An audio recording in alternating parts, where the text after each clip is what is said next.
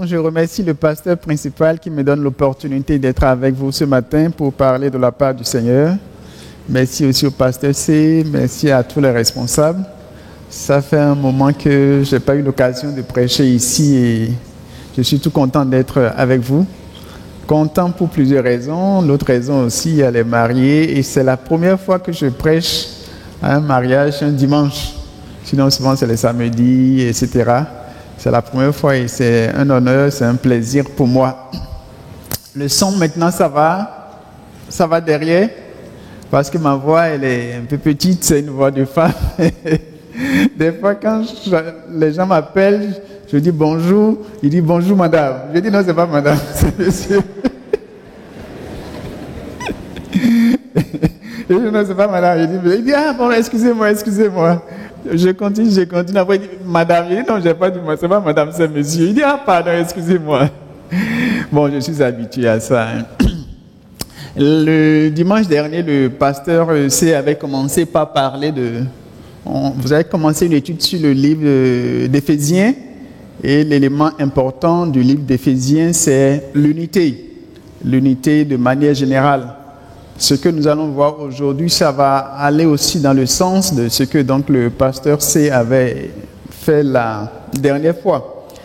J'ai un livre qui est sorti, je n'ai pas d'exemplaire encore sur moi, qui est La maturité, la clé d'un mariage harmonieux. Et ce que je vais enseigner tout à l'heure, c'est l'un des chapitres de ce livre. Dieu voulant, prochainement quand il sera là, j'aurai des exemplaires et ceux qui voudront pourront acheter. Donc le titre du livre, c'est La maturité, la clé d'un mariage harmonieux. Donc une fois de plus, comme je le disais, ce que je vais enseigner ici, c'est l'un des chapitres de cet ouvrage. Il y a un monsieur qu'on appelle Thomas Edison.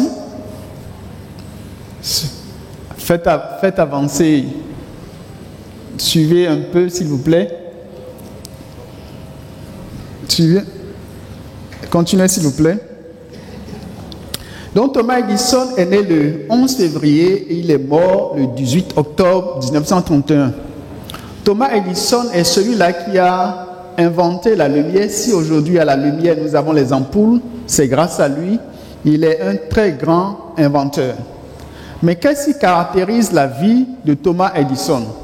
L'une des choses qui caractérise la vie de Thomas Edison, c'est que lorsqu'il avait l'âge de 7 ans, un jour, il est revenu de l'école avec un papier. Et il a remis ce papier donc à sa maman. Et sa maman a lu le papier et il a demandé à sa maman qu'est-ce qui est écrit sur ce papier. Et sa maman lui a dit, les gens ont dit que tu es tellement intelligent que tu n'as pas ta place dans notre école. Il ne faut plus jamais venir dans notre école. Non. Excusez-moi, je perds les choses. Sur le papier, c'est ce qui est écrit. Oui, c'est ça. C'est écrit sur le papier. Tu es tellement bête qu'il ne faut plus venir à l'école. Donc, on demandait à la maman de garder son enfant et que l'enfant ne vienne plus à l'école parce qu'il est tellement, je m'excuse, taré que c'est plus la peine. Parce que quand on enseigne tout ce qu'on dit, lui voit de travers, il est tellement bête. Mais quand l'enfant a posé la question à sa mère pour dire qu'est-ce qui est écrit sur le papier, la maman a dit, ils ont dit que tu es tellement intelligent que tu n'as pas ta place à l'école. Il faut qu'on t'envoie à l'université quelque part. Parce que ton intelligence dépasse l'intelligence de tes camarades de classe. Sa maman a dit l'inverse, le contraire de ce que ses enseignants ont dit. Si tu étais à la place de cette maman, qu'est-ce que tu aurais dit à ton enfant? Voilà ce que les enseignants ont dit. Et tu as ça devant toi, tu lis et l'enfant te pose la question. Et effectivement, cet enfant va être plus tard l'un des plus grands savants que l'humanité a connu. L'ampoule que vous avez, que nous avons là, c'est lui qui a inventé cela. Ça, c'était à l'âge de 7 ans que les enseignants disaient. À l'âge de 13 ans, il va tomber malade. Et il n'arrivait plus à entendre.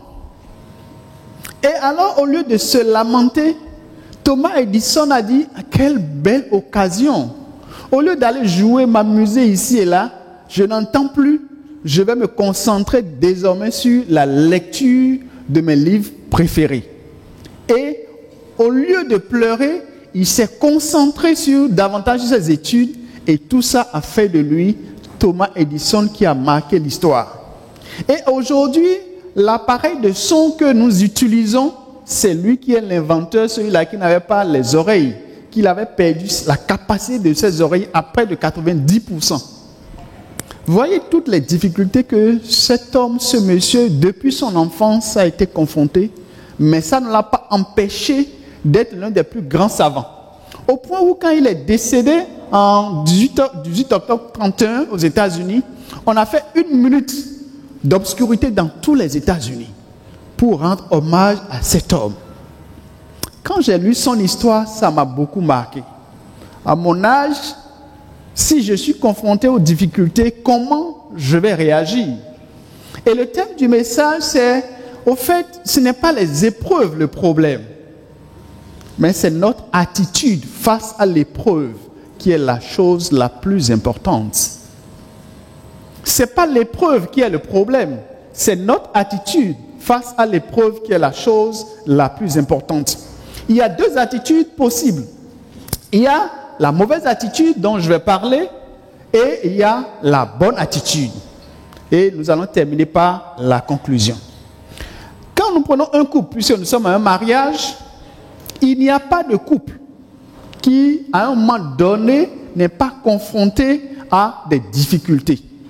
Tout couple, à un moment donné, sera confronté à des difficultés. La volonté de Dieu est qu'il y ait toujours l'unité au niveau du couple. La volonté de Dieu est que le couple puisse toujours s'entendre, qu'il y ait toujours l'harmonie. Mais l'une des menaces par rapport à cette unité, on en avait parlé le dimanche dernier dans le livre d'Éphésiens, l'unité, l'une des menaces par rapport à l'unité, c'est les épreuves. Vous êtes en train de vous marier, on est tout content, je ne suis pas un prophète de malheur, mais ce qui est certain, chacun de vous, vous serez confronté à des difficultés à un moment donné. Les difficultés, ça peut être le chômage, les difficultés, ça peut être des problèmes de santé, les difficultés, ça peut être ceci, ça peut être cela. L'avenir de votre couple, l'harmonie de votre couple, l'unité de votre couple dépendra de l'attitude que vous aurez, que vous adopterez face à ces épreuves. Ça peut être un enfant qui va naître handicapé de ceci ou de cela. Ça peut être un enfant qui est né avec telle maladie bizarre. Il y a toutes sortes d'épreuves. Ton couple est confronté à quelle épreuve? Chacun de nous, moi-même, nous avons des défis toujours là. Mais le problème, ce n'est pas l'épreuve, c'est l'attitude que nous adoptons. Nous allons prendre une épreuve précise et on va voir 2 couples qui, confrontés à ces mêmes épreuves, ont eu des réactions différentes et des résultats différents. Le premier couple, c'est Abraham et Sarah. Quand on lit l'histoire d'Abraham, qui est le père de la foi, Abraham, ce n'est pas n'importe qui, le père de la foi. C'est lui, Dieu lui a dit, quitte ton pays, va. Et il a obéi à cela. Ce n'est pas n'importe qui, Abraham. L'histoire d'Abraham est une histoire qui nous édifie. Mais en même temps, il y a des interrogations. Lorsque nous lisons, au chapitre 12, Dieu lui a dit, quitte ton pays, vas-y. Et Abraham est parti, il a obéi à Dieu. Quel modèle de foi. Mais lorsqu'on arrive dans le chapitre 16, quelque chose va se passer. Depuis des années, ce couple n'avait pas d'enfant. Et arrivé au chapitre 16, à partir du verset 1, Sarah va dire donc à Abraham, mais Agar qui est là, ça fait des années on n'a pas d'enfant. Prends Agar et puis fais-moi des enfants. Et Abraham va écouter ce mauvais conseil, entre guillemets, donc de Sarah, et il va prendre Agar, ils vont avoir un enfant et ça va être tout un problème. Face au problème de stérilité, le couple, pourtant Dieu leur avait fait la promesse qu'ils auront des enfants, qu'ils auront une grande postérité. Mais des années, ça passait, les choses ne changeaient pas. Ils ont mélangé les choses et ils se sont retrouvés dans une situation compliquée. Et la suite, c'est que quand Agar va faire un enfant maintenant, c'est là que Sarah encore va se ressaisir. Parce que c'est vrai, elle est la première épouse, mais elle n'a pas d'enfant. L'autre maintenant arrive à des enfants, donc elle occupe une position maintenant qui est beaucoup plus confortable. Parce qu'elle a un enfant pour Abraham, alors que elle, la maîtresse, n'en a pas. Elle va se sentir menacée et elle va demander maintenant donc à Abraham de chasser encore Agar avec l'enfant. Une situation qui était un peu plus simple, à mon avis, va se compliquer davantage. Parce qu'un enfant va naître et maintenant il va falloir chasser la mère encore avec l'enfant et se retrouver dans une situation plus compliquée.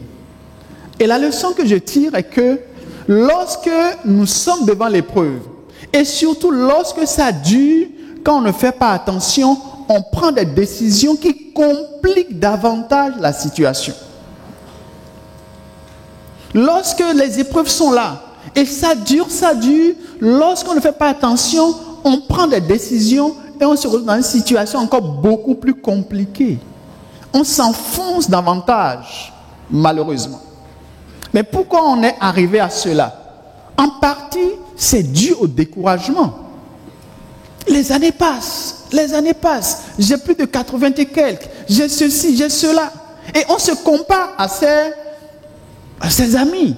Les couples qui se sont mariés la même année avec vous, leurs enfants sont déjà en première, leurs enfants sont déjà en terminale, leurs enfants sont à l'université. Et même il y a une qui se marie et toi tu es toujours là.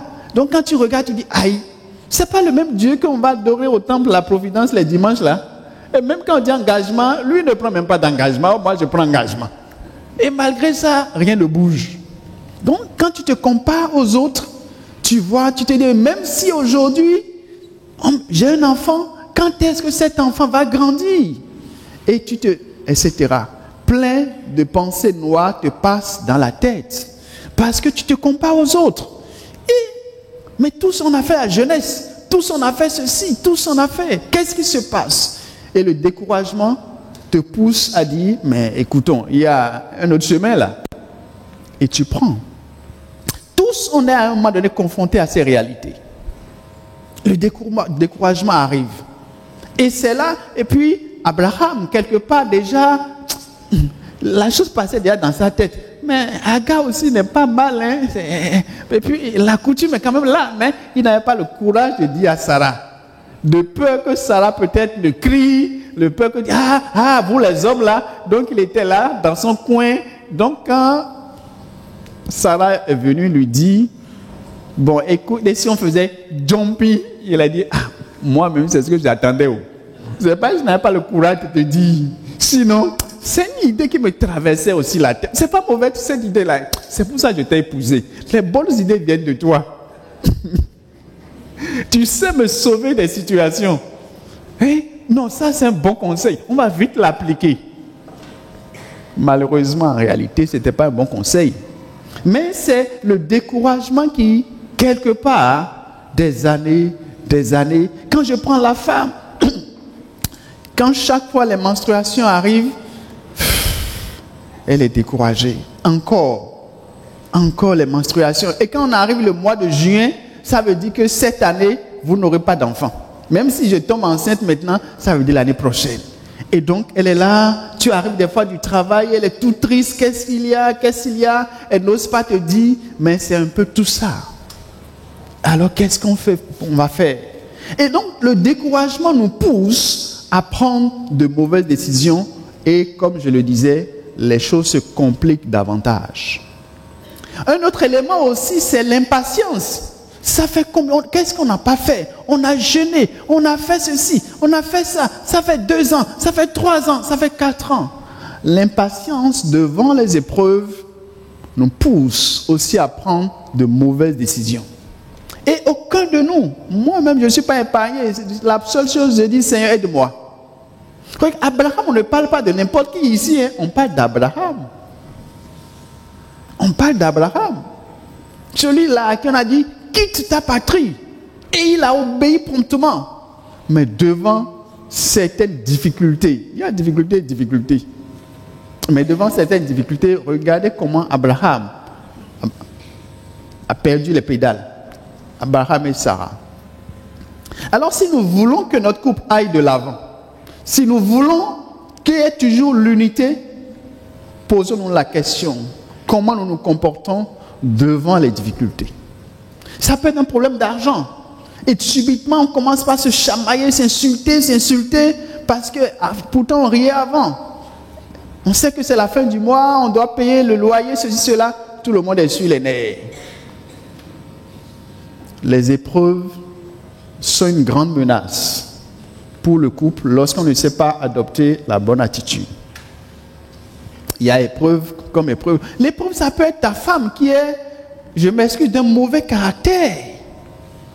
Ta femme qui, malgré tout ce qu'on fait, elle a reçu une mauvaise éducation et c'est tout un problème pour toi. C'est une épreuve.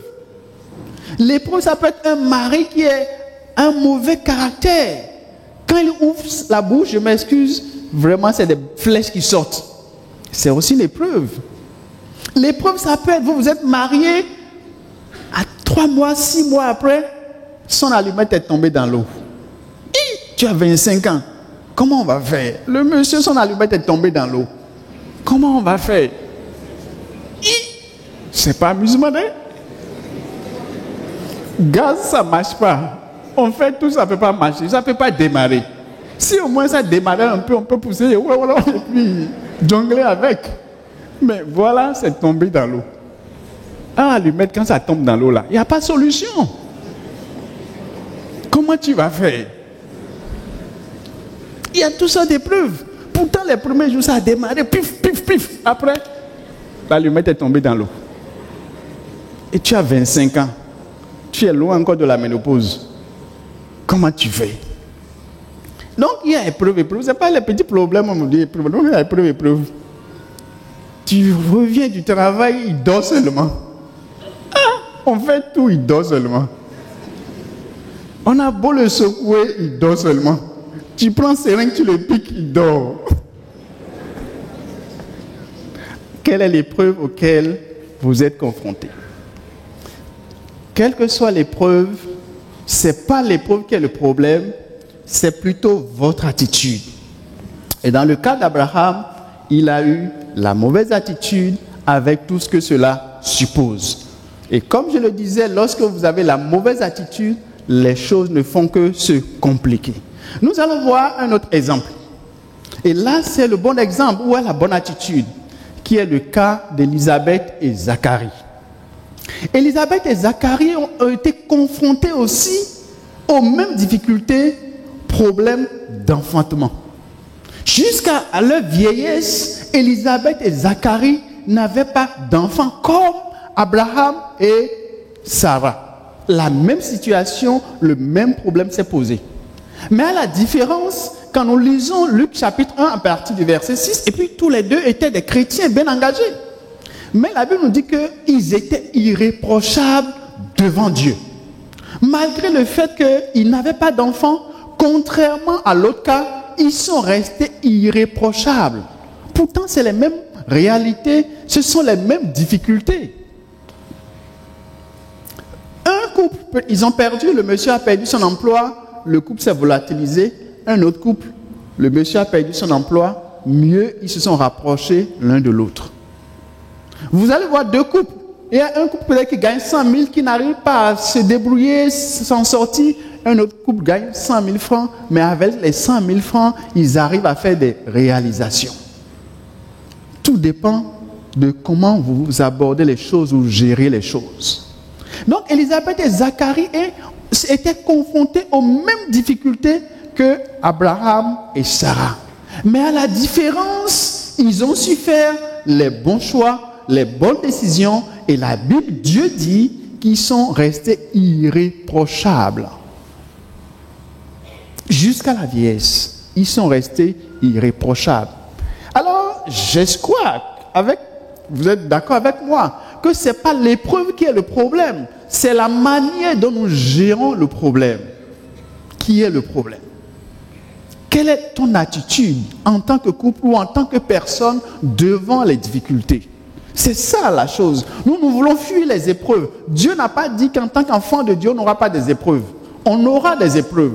Pour Dieu, ce n'est pas le problème, les épreuves. Mais c'est comment tu gères l'épreuve. Est-ce que tu gères l'épreuve comme un païen, je m'excuse, ou bien tu gères l'épreuve comme un bébé spirituel, ou bien tu gères l'épreuve comme un chrétien mature? Et c'est ce que Dieu veut. Dieu ne nous dit pas, il n'est pas là pour nous éviter l'épreuve, mais il veut qu'on aborde l'épreuve avec toute la maturité qu'il faut. Il y a des couples où, par exemple, lorsque la femme gagne plus d'argent que le mari, c'est tout un problème, ça ne va pas, c'est ceci et ils se séparent. Il y a d'autres couples qui ont les mêmes réalités, pourtant ça marche. Tout dépend donc de comment vous abordez les choses. Il y a des couples où lorsque la femme a plus de diplômes que le monsieur, c'est tout un problème, ou soit c'est le monsieur qui est complexé, etc., etc. Mais dans d'autres cas, ça marche. Et j'ai l'habitude de le dire, peut-être, je ne sais pas si j'ai dit ça ici une fois, ma femme est beaucoup plus brillante que moi sur le plan intellectuel.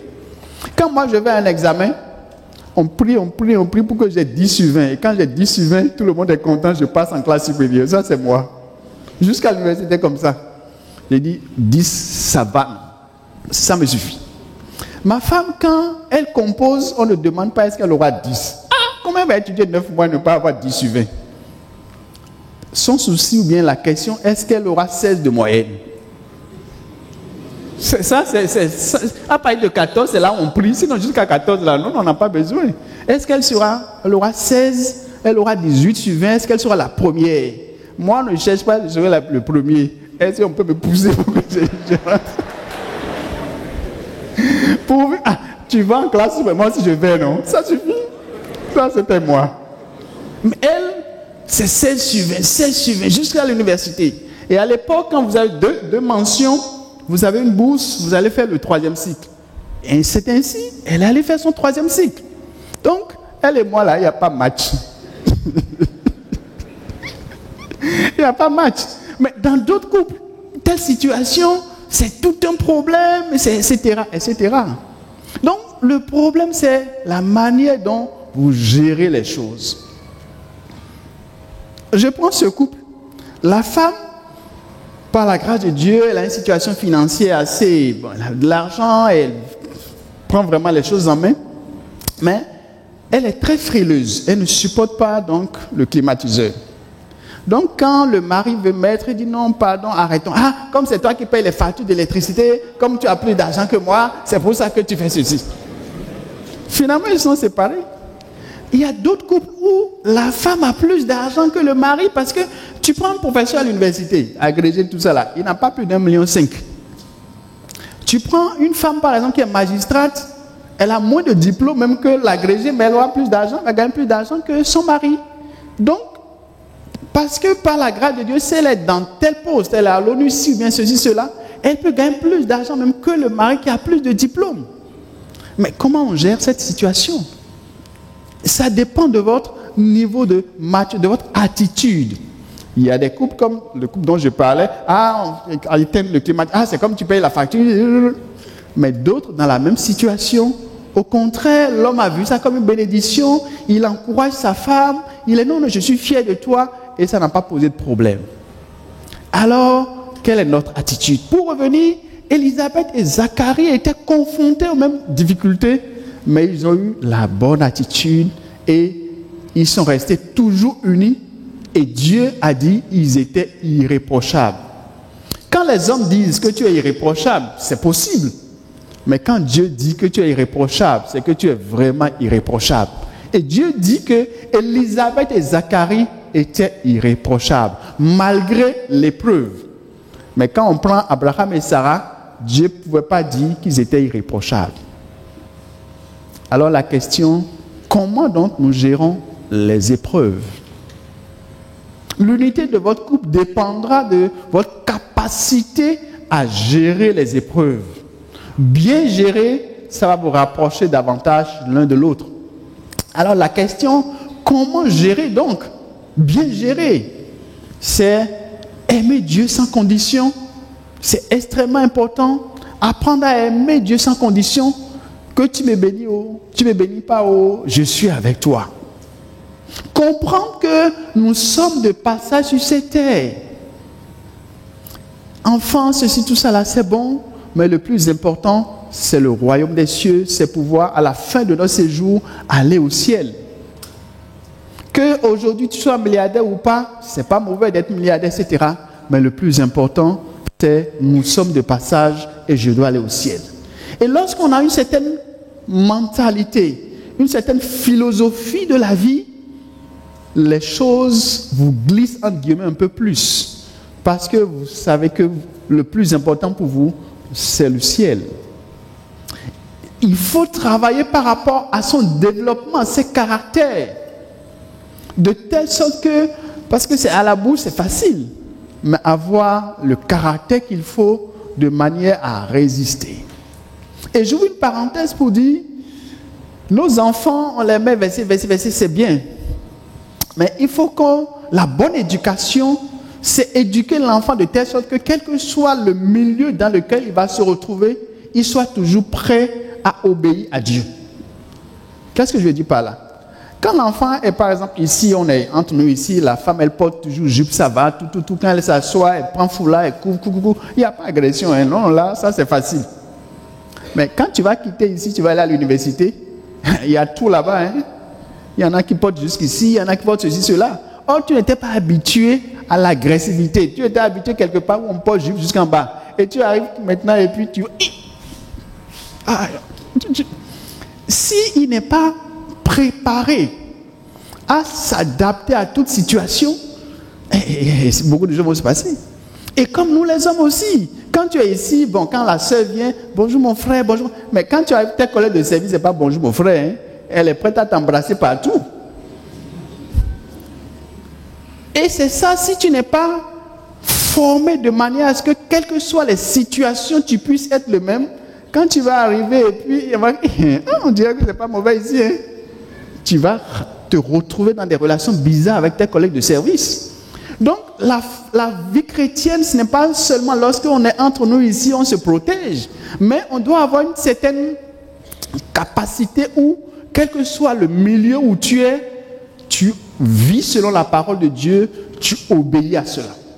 Malheureusement, l'éducation que nous avons est telle que, bon, c'est des versets à la bouche, c'est pas mauvais, mais on n'a pas la résistance qu'il faut pour, quelles que soient les situations, pouvoir marcher sur la parole de Dieu. Tu peux te retrouver à gérer par exemple des milliards.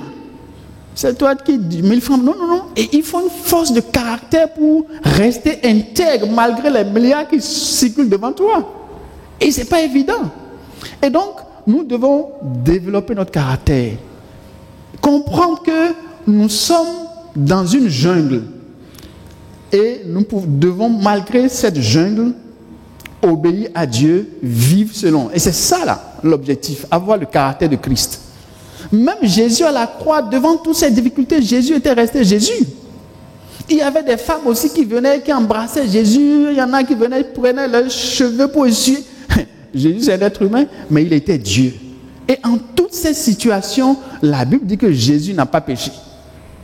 Il a été tenté, il a vécu comme tout le monde. Donc le vrai chrétien mature est celui-là qui est confronté à toutes sortes de situations, mais dans toutes ces situations, sa foi est toujours authentique. Et c'est ça l'objectif que nous devons rechercher. Quelles que soient les situations. Tu peux avoir des fois une servante qui est très cool, mais une autre servante qui va venir, qui tonton, mais derrière tonton, il y a beaucoup de choses. Tu dois pouvoir toujours rester le vrai tonton.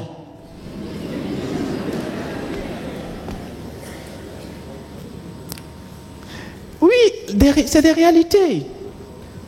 Quoi qu'on dise, ta femme a aujourd'hui 50 ans, tu vas dire elle est la plus belle, c'est vrai, mais elle n'a plus 25 ans. Ce n'est plus la même chose. Et sur le plan humain, tes yeux peuvent ceci. Tu dois pouvoir, malgré toutes ces situations, rester le même fidèle à ta femme. Quand bien même, il y a qui est plus jeune, qui est là et qui, etc., ma femme est toujours ma femme. Et je lui dois la fidélité. Quand quand on regarde les vieux qui vont à la retraite et qui se retrouvent avec des petites filles au village, tout ça là, non, nous aussi, on est des êtres humains. Et c'est des réalités auxquelles on ne sera confronté ou on est confronté. Mais la différence, c'est comment tu gères ces choses. Contrairement donc à l'homme qui n'a pas Christ, sa femme a vieilli qui tout le temps, moi je ne veux pas ces choses-là, ça ne m'intéresse plus, et qui donc cherche pour le secours. Toi aussi, ta femme aura ces comportements, mais tu refuses de prendre pour le secours, tu refuses de prendre une petite fille de 18 ans, tu refuses de prendre une fraîche-née. Mais à la bouche, c'est facile. Mais les fraîches-nés sont là. Et c'est là où on verra ta maturité, ta capacité à faire la différence. Donc, nous sommes des êtres humains comme tout autre, dans la société, confrontés aux mêmes réalités, mais en tant que chrétiens, nous devons réagir autrement. Et quelle est donc notre attitude? Donc, ce qui fait la différence, c'est notre attitude. Et pour y parvenir, il faut développer notre caractère. Comprendre qu'un échec cache un succès. Un échec, c'est au fait un succès, un miss. Ce n'est pas parce que j'ai échoué aujourd'hui que demain je vais encore échouer. Je travaille toujours. Je travaille toujours pour arriver. Persévérer. Persévérer, à force de persévérer, on arrive. On n'aura pas le temps de développer tout ceci. Se poser les bonnes questions. Il faut se poser des bonnes questions dans la vie. Où est-ce que j'en suis? Être sincère envers soi-même, être honnête envers soi-même. Tu peux te rendre compte que ces temps-ci, tu n'aimes plus tellement ta femme comme avant. Sois sincère avec toi-même et réfléchis par rapport à ça et essaie de trouver des solutions. Peut-être que ces temps-ci, ton mari ne te dit plus grand-chose. Sois sincère avec toi-même. Réfléchis et qu'est-ce que je dois faire? Donc, nos couples sont comme tout autre couple, entre guillemets, confrontés aux mêmes réalités, mais c'est la manière de traiter les choses qui diffère. Comprends toujours, Dieu dit dans Psaume 60, verset 14, avec lui, on fera des exploits. De ta propre force, tu ne peux pas. Mais avec Dieu, en comptant sur Dieu, je vais y arriver. La volonté de Dieu est que je me retrouve au ciel avec lui. Mais pour me retrouver au ciel avec lui, je vais traverser toutes sortes d'épreuves. Mais en comptant sur lui, je vais les surmonter. Comme toute autre personne, on aura des épreuves, toutes sortes de réalités. Mais en m'appuyant sur Dieu, je vais y arriver. Pour terminer, on va prendre quelques cas rapides pour voir, pour illustrer une fois de plus ce que je suis en train de dire. On prend Orpa et Ruth. Orpa et Ruth étaient confrontés aux mêmes réalités. Les deux étaient des veuves. Les deux ont perdu leur mari. Mais quand Naomi a dit aux deux, franchement, laissez-moi, je suis vieille, franchement, laissez-moi. Orpa a dit, c'est pas faux ce que Dieu a dit, hein? C'est pas faux. Orpa a écouté donc le conseil de Naomi et est parti. Mais Ruth a dit non. Où tu iras, j'irai. Ton peuple sera mon peuple, ton Dieu sera mon Dieu. Et on voit la finalité de Ruth. Ruth va se marier plus tard à Boz. Ruth va rentrer dans l'histoire. Les deux étaient confrontés aux mêmes réalités, ont pris des décisions différentes et les résultats étaient différents. Prenons Moïse devant la mer Rouge. Le peuple d'Israël disait, ouh, là où on était, là on mangeait bien, là où on était, c'était ceci, pourquoi ceci, tu nous as amenés ici pour qu'on soit avalé, etc. Le peuple criait, mais Moïse était aussi devant la même réalité. La mer Rouge était devant Moïse, et derrière Pharaon et ses cavaliers venaient. Moïse était confronté à la même réalité, encore plus grave, parce que le peuple criait sur lui. Donc sa situation était encore plus compliquée. Il avait la responsabilité, c'est lui qui a dit allons-y. Et les choses, la menace était là. Contrairement au peuple qui voyait la faim, qui criait on est foutu, etc. Moïse dit gardons le silence. Ces personnes que nous voyons aujourd'hui, on ne les verra plus. Vous allez voir comment Dieu va nous délivrer. Mais pourtant, ils étaient tous devant le danger. C'est comme si on ne souhaite pas. Ce bâtiment commence à s'écrouler. Chacun commence à dire ouais. Et voilà le pasteur qui dit gardons le calme. Pourtant, lui aussi, la mort, qui aime la mort.